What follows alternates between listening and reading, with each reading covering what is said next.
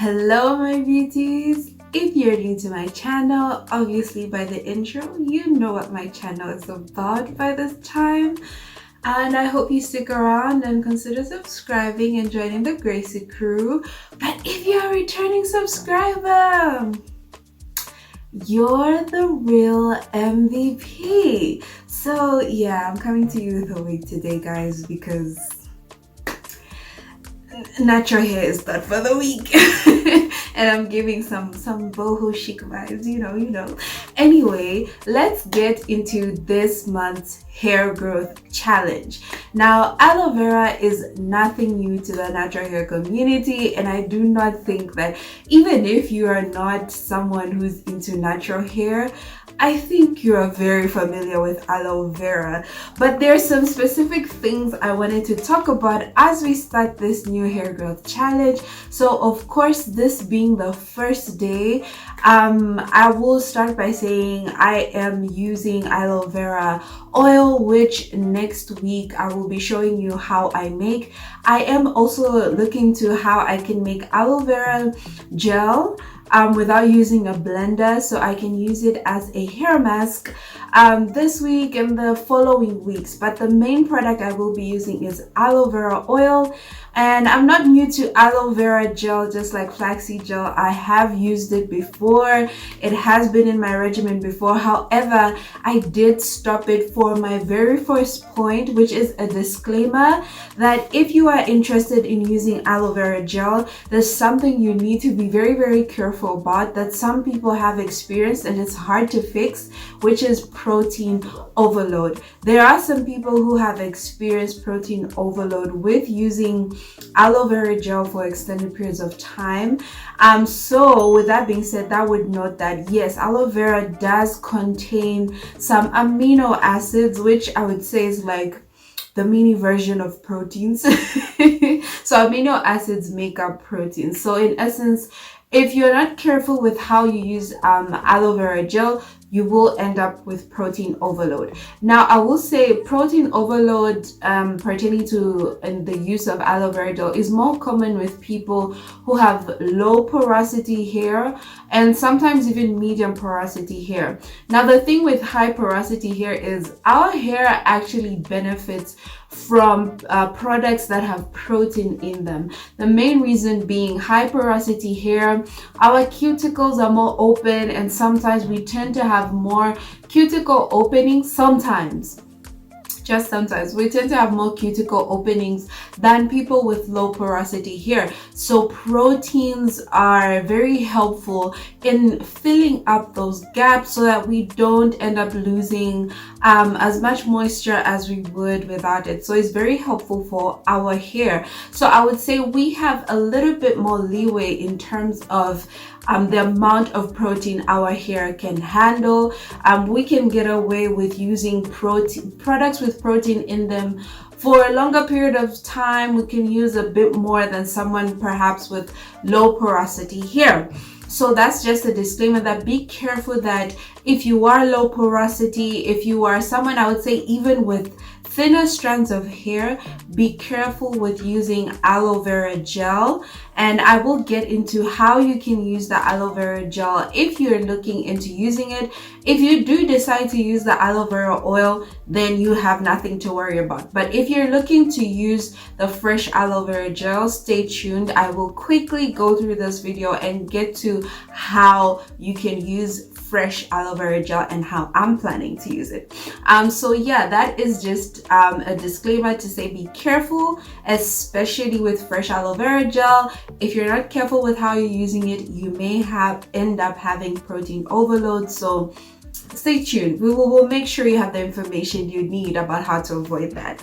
Okay, so let's get into the contents of aloe vera, specifically the chemical components of aloe vera, the main ones anyway that pertain to hair growth. So aloe vera contains enzymes, minerals, sugars, lignin, saponins, salicylic acids, and amino acids. So anytime you see me look down, I am looking at my notes. It also contains vitamin A, C, and E, which are antioxidants. So that's why it is proven to be quite beneficial even for the skin. It also contains vitamin B12, folic acid, and choline. So those are the main chemical components that are found in aloe vera. However, I do have a picture here for you if you would like to see all the chemical components of aloe vera. Here's the picture right here, so you can see all the compounds there, and you will find that these are some of the things that companies do try to add into like their hair products, their skincare products. So yeah, that's just by the way. So which one of these compounds are actually beneficial to hair? So as I said, I will focus on the main ones, as I mentioned, being vitamin A, vitamin C, and vitamin E, which contribute to cell turnover. They help promote healthy cell growth and shiny hair. There's also vitamin B12 and folic acid, which can help keep your hair from falling out. So of course, if you would like to go and research on the picture that I showed you of all the components found in fresh aloe vera, go ahead and do so. But if not, then at least now you know specifically what is in aloe vera that helps grow hair. Apart from that, I will add that aloe vera gel is also a film forming humectant because it is a natural plant gel. What that means for your hair is that not only does it moisturize your hair, it also helps to coat the strands of your hair in a way that it also helps prevent the loss of moisture. Same thing as flaxseed gel. So they are both excellent natural humectants that would benefit your hair if you're looking for something that would help keep your hair moisturized. And because it's full of moisture, it also helps prevent breakage. It helps prevent an itchy and dry scalp. So that's what I would say are the benefits of using aloe vera. So yes, as I said, how do we correctly use aloe vera? The first thing is there's a yellow part of fresh aloe vera that you will notice when you pluck out the leaf. Now, it is not necessarily poisonous as some people originally thought a few years back when aloe vera was really famous. It still is now. It's not necessarily poisonous because some people actually use it on their skin and in their hair. However, there are some people who are allergic to that specific yellow substance when you pluck out an aloe vera leaf. So I would say be careful. What you would want to do is perhaps a patch test on your skin and just put that compound on and see whether your skin reacts to that, so that you know if you are allergic or not to that. If you are and you find that your skin develops some type of reaction, you can first of all cut off that bottom part of the leaf, and then you can run it through water just to ensure that all that part is washed off. Other people suggest just leaving it with the bottom part facing down in some water, and that would help remove that yellow substance. Just leave it for a few hours. So whichever method works for you. The other thing is you also need to check if you are actually allergic to aloe vera gel itself. So another test would be just apply a little bit, maybe perhaps on some area on your head or on your skin, and observe whether you have maybe some itchiness or some burning or perhaps some redness. So that would show you that, okay, maybe aloe vera is not for you to use. Now that you know whether you are allergic or not and you've checked, we can get into how you can use, first of all, fresh aloe vera. With fresh aloe vera, from my research, most people were saying do not make the mistake of leaving aloe vera in your hair for more than a day. Perhaps the best thing to do is to use fresh aloe vera gel specifically as a hair mask. Now, if you have a blender, then making the gel on your own won't be too much of a problem. The only thing is that with the blender, your gel turns out to be a little bit more runny. So if you would like something thicker, you don't want to subject your aloe vera gel to a blender or you just simply do not have a blender, there are multiple ways you can make the aloe vera gel, which I will be getting into by the second, I would say day 14 of our hair growth challenge. I will show you if I have managed to make my own aloe vera gel and how that went and what I did to achieve it. So that's on the part of using aloe vera gel. If you want to use the fresh one, use it as a hair mask, leave it in your hair for a few minutes, maybe 30 minutes, maybe an hour, but make sure to wash it out within 24 hours. And I would advise that you use the aloe vera after shampooing your hair, because it does work well as a deep conditioner. You can even add it to your oils.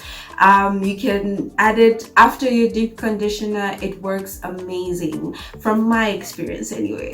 If you do want to use fresh aloe vera gel every single day, I would advise buying the aloe vera juice if you can find it, and mix it in with some very light oils like olive oil, grapeseed oil, almond oil, those type of oils that will not just sit on top of your hair. That will be another way that you can incorporate it into your daily routine without getting into the area of, proteins building up on your hair. We don't want that. Apart from that, ensure to always check how your hair is doing every so often. I would say every week, just check how your hair feels. Does it feel softer? Does it feel moisturized? Or are you noticing that it's slowly getting drier than you're used to? Then maybe that's a sign to stop the aloe vera, because perhaps the proteins may be building up on your hair strands. But if you're not experiencing that problem, then it's safe to continue. The other thing I would note is make sure that any other product you are using with the aloe vera gel does not contain proteins, because remember, aloe vera does have amino acids. So if you want to use fresh aloe vera on a very consistent basis, whether it be weekly, it be daily, make sure you have moisturizing products. It be a deep conditioner, it be your leave-in conditioner. Make sure all those do not contain proteins in them, so that you protect your hair from any damage. Remember, we are avoiding protein overload. But if you're like, okay, I'm not taking the risk with this aloe vera gel and protein overload, you can make aloe vera oil, which, as I said in my Clothes for Hair Growth challenge, I think I would have had a much better result had I used clove oil. So that's something I also want to try with the aloe vera.